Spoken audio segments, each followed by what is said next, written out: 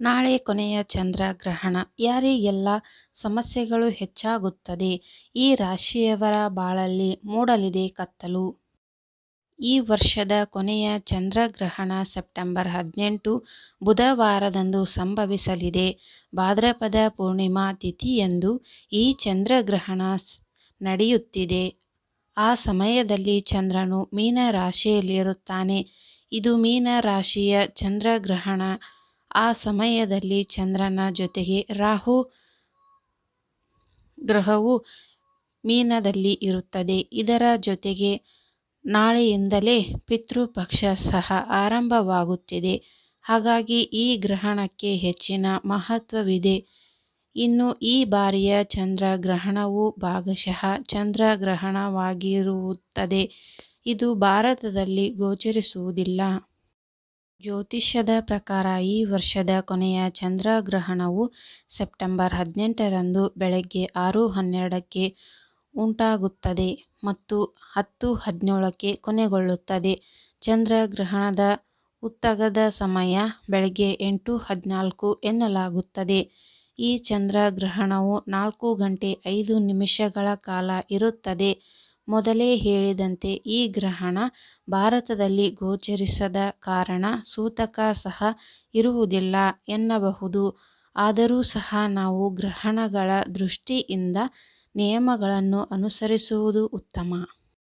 ಇನ್ನು ಚಂದ್ರಗ್ರಹಣದ ಸೂತಕ ಅವಧಿಯು ಗ್ರಹಣ ಸಮಯಕ್ಕಿಂತ 9 ಗಂಟೆಗಳ ಮೊದಲು ಪ್ರಾರಂಭವಾಗುತ್ತದೆ.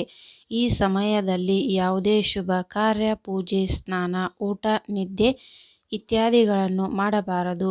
ಮತ್ತೊಂದು ಮುಖ್ಯವಾದ ವಿಚಾರ ಎಂದರೆ ಈ ಸಮಯದಲ್ಲಿ ಗರ್ಭಿಣಿಯರು ವಿಶೇಷ ಕಾಳಜಿ ವಹಿಸಬೇಕು.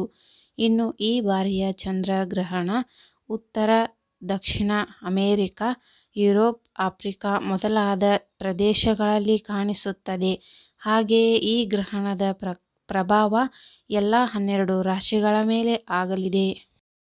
ಕೆಲ ರಾಶಿಯ ಜನರ ಮೇಲೆ ಚಂದ್ರಗ್ರಹಣದ ದುಷ್ಪರಿಣಾಮಗಳು ಉಂಟಾಗಲಿದ್ದು, ಈ ಸಮಯದಲ್ಲಿ ಬಹಳ ಜಾಗರೂಕರಾಗಿರಬೇಕಾಗುತ್ತದೆ.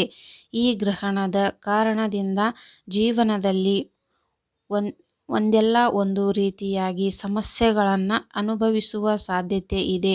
ಹಾಗಾದರೆ ಈ ವರ್ಷದ 2ನೇ ಹಾಗೂ ಕೊನೆಯ ಚಂದ್ರಗ್ರಹಣ ಯಾವ ರಾಶಿಯವರ ಮೇಲೆ ಕೆಟ್ಟ ಪರಿಣಾಮಗಳ ಬೀರಲಿದೆ, ಯಾರಿಗೆಲ್ಲ ತೊಂದರೆಗಳಾಗುತ್ತದೆ ಎಂಬುದನ್ನು ತಿಳಿಯಿರಿ.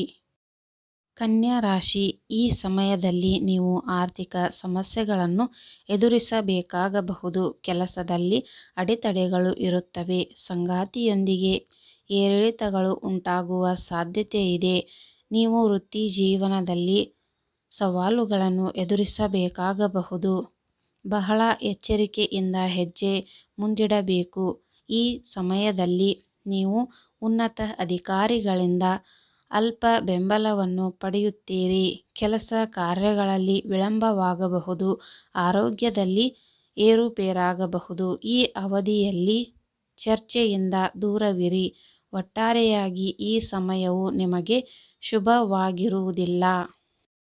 ಮಕರ ರಾಶಿ. ಚಂದ್ರಗ್ರಹಣವು ಮಕರ ರಾಶಿಯ ಜನರ ಮೇಲೆ ನಕಾರಾತ್ಮಕ ಪರಿಣಾಮಗಳನ್ನು ಬೀರುತ್ತದೆ. ಈ ಕಾರಣದಿಂದಾಗಿ ನೀವು ಕೆಲಸದಲ್ಲಿ ತಪ್ಪುಗಳನ್ನು ಮಾಡಬಹುದು. ಆರೋಗ್ಯ ಮತ್ತು ಕೆಲಸಕ್ಕೆ ಸಂಬಂಧಿಸಿದ ಕೆಲವು ಸಮಸ್ಯೆಗಳನ್ನು ಎದುರಿಸಬೇಕಾಗಬಹುದು.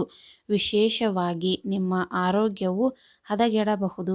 ಈ ದಿನ ನಿಮ್ಮ ಆಹಾರದ ಬಗ್ಗೆ ವಿಶೇಷ ಗಮನ ಕೊಡಿ. ನೀವು ಕಾನೂನು ತೊಂದರೆಗಳಿಂದ ಸಿಲುಕಬಹುದು. ನಿಮ್ಮ ಕೆಲಸದಲ್ಲಿ ನೀವು ತುಂಬ ಜಾಗರೂಕರಾಗಿರಬೇಕು. ಕುಟುಂಬ ಸದಸ್ಯರೊಂದಿಗೆ ವಿವಾದ ಉಂಟಾಗಬಹುದು. ಈ ಅವಧಿಯಲ್ಲಿ ನಿಮ್ಮ ಆರ್ಥಿಕ ಪರಿಸ್ಥಿತಿ ಹದಗೆಡಬಹುದು. ಕುಂಭರಾಶಿ. ಈ ಗ್ರಹಣವು ನಿಮ್ಮ ಜೀವನದಲ್ಲಿ ಹೆಚ್ಚು ಕಿರಿಕಿರಿಯನ್ನು ಉಂಟುಮಾಡುತ್ತದೆ. ಹಣಕಾಸಿನ ನಿರ್ಧಾರಗಳನ್ನು ತೆಗೆದುಕೊಳ್ಳಲು ಇದು ಉತ್ತಮ ಸಮಯವಲ್ಲ, ಏಕೆಂದರೆ ಅವು ನಷ್ಟಕ್ಕೆ ಕಾರಣವಾಗಬಹುದು.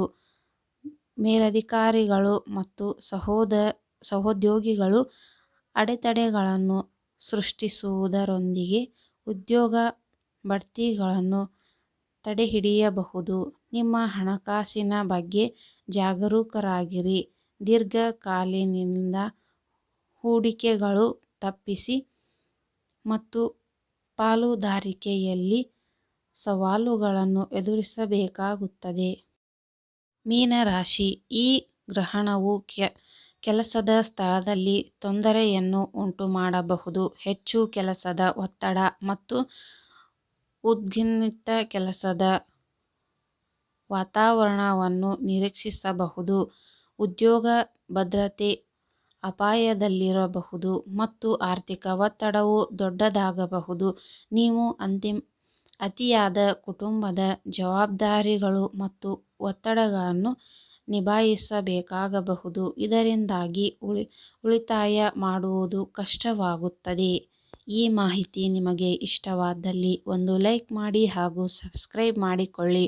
ಇಂತಹ ಯೂಸ್ಫುಲ್ ವಿಡಿಯೋದೊಂದಿಗೆ ಮತ್ತೆ ಸಿಗೋಣ. ಈ ವಿಡಿಯೋ ಕೊನೆತನಕ ನೋಡಿದ್ದಕ್ಕೆ ನಿಮಗೆಲ್ಲರಿಗೂ ಧನ್ಯವಾದಗಳು.